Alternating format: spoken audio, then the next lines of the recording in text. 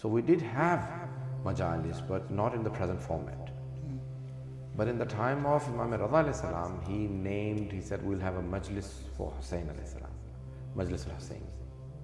So this name for the Majalis that we have, it was Imam Raza alayhi salam, he used the word Majlis. I've read in some books of history, historical books, that they say that the word Majlis was used for the Majlis of Imam Hussain alayhi salam by Imam Raza alayhi salam. And it established as a proper. And we have Rayyan ibn Shabib, the riwayat where the Imam says, Ibn Shabib in kunta bakiyan ala shayin fabkir lisan. So we have detailed traditions and masaib established in the form of a majlis in the time of Imam Raza. So this is the early stages of a majalis, but you very specifically said it's not in the current form. Yes. So what made this progress happen? What made this change happen? So over the years, the history evolves. And then, the Shia spread from Medina and to Iraq, and from Iraq to Iran, to the Arab world, and came out of the Arab world. And as it evolved, as it went further, as it progressed, it evolved.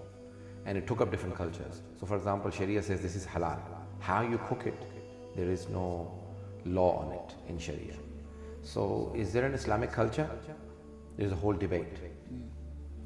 So Aza is basically based in culture. Every culture has its own way of expressing their grief and their happiness. Definitely. So when it went into when it progressed, when it spread, it took up different cultures. And in the past few centuries, we have now formulated a methodology where we begin with recitation of Quran, for example, and then we have some reciters come in, and then a scholar comes in and gives a speech where he would, for example, say tafsir or hadith or history or something like that, or aqaid, theology, kalam. He will have, and then at the end he will recite, either himself or someone else will come and do the musibah, as you call it in Arabic, or masaib in Urdu and Farsi, or Rawd Khani, the sad part.